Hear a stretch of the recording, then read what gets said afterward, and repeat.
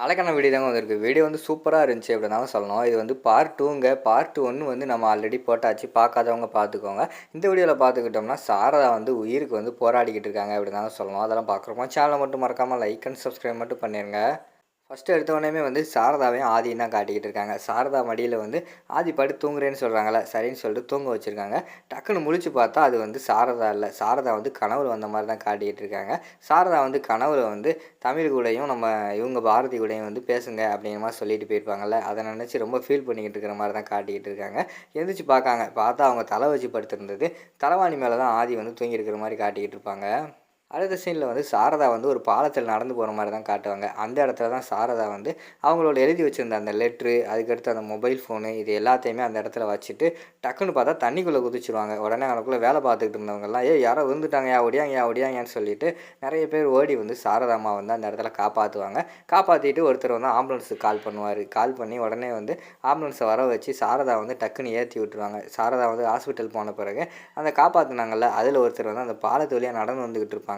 அவரோட கண்ணில் அந்த மொபைலும் அந்த லெட்டரும் வந்து கண்ணில் சிக்கும். அதை எடுத்து படித்து பார்ப்பாங்க. என்னடா பாஸ்வேர்டு வேறு போட்டிருக்கு மொபைலில், இங்கிட்டு பார்த்தா லெட்டரில் யாருக்கு எழுதியிருக்குன்னு ஒன்றுமே புரியலையே, இது என்ன பண்ணலாம் அப்படி சொல்லிட்டு யோசிச்சுக்கிட்டே இருப்பார்.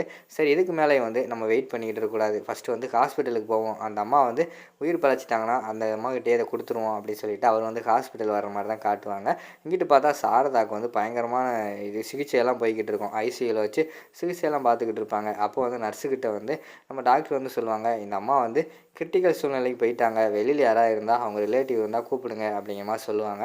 உடனே நர்ஸு வந்து வெளியில் வருவாங்க. வெளியில் வந்தால் இவர் மட்டும் நின்றுக்கிட்டு இருப்பார். அந்த மொபைல் ஃபோனை எடுத்தார்ல, அவர் வந்து மொபைல் ஃபோனை வச்சுட்டு கையில் ஒரு லெட்டரோடு நின்றுக்கிட்டு இருப்பார். நீங்கள் தான் அவர் வந்து காப்பாற்றினீங்களா, இல்லைன்னா அவங்க சொந்தக்காரங்களா அப்படிங்கிற மாதிரி கேட்டனோடனே, அவங்க யாருன்னு எனக்கு தெரியாது மேடம், நாங்கள் வந்து காப்பாற்றணும், நாங்கள் அதுக்கடுத்து அங்கே வேலை பார்த்து எல்லோரும் தான் காப்பாற்றணும், சும்மா வந்து பார்க்க வந்தேன், அவங்க யாருன்னு எனக்கு தெரியாது அப்படிங்கிற மாதிரி சொன்னோடனே, ஓ அப்படியா, அப்படின்னா இது வந்து நீங்கள் போலீஸ் ஸ்டேஷனுக்கு வந்து கண்டிப்பாக வந்து அதாவது இன்ஃபார்ம் பண்ணிடுங்க அப்படின்னு சொல்லிவிட்டு நர்ஸு வந்து உள்ளே போயிடுவாங்க. சரின்னு சொல்லிவிட்டு அந்த வெளியே நின்னார்ல, அவர் வந்து போலீஸுக்கு வந்து கால் பண்ணி சொல்லிடுவாங்க. உள்ளே நர்ஸு போனவொடனே சொல்லுவாங்க, சார் அவங்க வந்து அனாதைன்னு நினைக்கிறேன், யாருமே இல்லை, இவங்களாம் லெட்டர் எழுதி வச்சுட்டு அந்த ஆற்றுக்குள்ளே வந்து குதிச்சிருக்காங்க அப்படிங்கிற மாதிரி சொல்கிறாங்க. சரி, அப்போனா போலீஸ்ட்டை இன்ஃபார்ம் பண்ணிடுங்க அப்படின்னு சொல்லிட்டு டாக்டர் வந்து சொல்லுவாங்க. இல்லை சார், நான் ஆல்ரெடி சொல்லிட்டேன், போலீஸ்க்கு இன்ஃபார்ம் பண்ணியாச்சு அப்படிங்கிற மாதிரி சொல்லிக்கிட்டு இருப்பாங்க. அப்படியே அடுத்த சீனில் பார்த்துக்கிட்டோம்னா, நம்ம வீட்டிலாம் காட்டுவாங்க. ஆதி வந்து நைட்டு அவங்க அம்மா கனவுல வந்து சொல்லிட்டு போனாங்களா, அதனால் வந்து அங்கனக்குள்ளே வந்து தமிழ் வந்து தனியாக உட்காந்துருப்பாங்க. தமிழ் பக்கத்தில் போய் உட்காந்துருப்பாங்க. அப்போ வந்து பாரதி வேறு வந்து உட்காந்துருப்பாங்க. அப்படியே தமிழ் மேலே கை போட்டு, சாரி தமிழ், அப்பா வந்து உன்னை வந்து ரொம்ப கஷ்டப்படுத்திட்டேனா அப்படிங்கிற மாதிரி சொல்லுவாங்க. இல்லைப்பா, எனக்கு ரொம்ப சந்தோஷமாக தான் இருக்குது, நீங்கள் வந்து கோவத்தில் இருந்தீங்க, அதனால தானே, நான் ஒன்றுமே நினச்சிக்கலப்பா அப்படின்னு சொல்லிட்டு தமிழ் சொல்லுவாங்க. இவங்க 2 பேருமே சந்தோஷமாக பேசுகிறத பார்த்து அங்கிட்டு பார்த்தா பாரதிக்கு வந்து சந்தோஷமாயிடுது. அவங்க வந்து சிரிச்சுக்கிட்டு இருக்கிற மாதிரி காட்டுவாங்க. சரி தமிழ், வாங்க அப்படியே வெளியில் கடைக்கு போயிட்டு வருவோம் அப்படின்னு சொல்லிட்டு நம்ம தமிழை வந்து ஆதி வந்து கூப்பிடுவாங்க. அப்பா, வெளியில் வந்தால் எனக்கு ஐஸ்கிரீம் வாங்கி தரணும் சரியா அப்படின்னு சொல்லிட்டு தமிழ் சொல்லுவாங்க. இல்லை, ஐஸ்கிரீம் சாப்பிட்டா உடம்புக்கு சரியில்லை, நீங்கள் வாங்க நம்ம வந்து சத்தான பொருள் ஏதாவது சாப்பிட்டு வருவோம் அப்படின்னு சொல்லிட்டு வெளியில் போகிற மாதிரி தான் காட்டுவாங்க.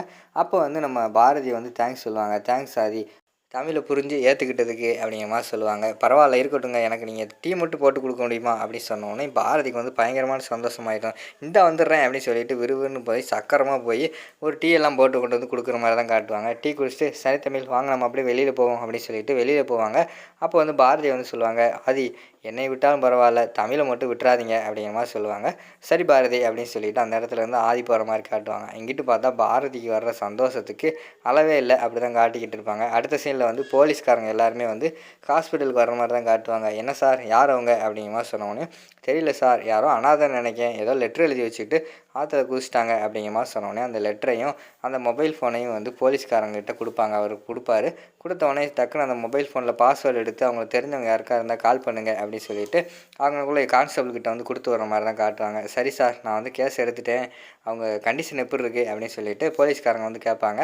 அதுக்கு டாக்டர் வந்து சொல்லுவாங்க, இல்லை சார், இப்போ எதுவுமே சொல்ல முடியாது, அவங்க வந்து கிட்டத்தட்ட ஹோமாக்கே போயிட்டாங்க, அவங்களுக்கு சுயநினைவு எப்போ வரும் எதுன்னு எனக்கு தெரியல அப்படிங்கிற மாதிரி சொல்லிக்கிட்டு இருக்கிற மாதிரி காட்டுறாங்க.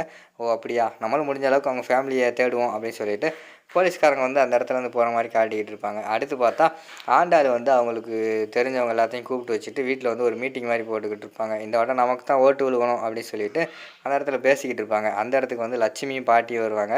ஏய் என்னடா இது, என் பேரனோட கோட்டை, இங்கே வந்துக்கிட்டு எதுக்குடா கூட்டம் போட்டுக்கிட்டு இருக்கீங்க அப்படிங்கிற மாதிரி சொல்லிக்கிட்டு இருப்பாங்க.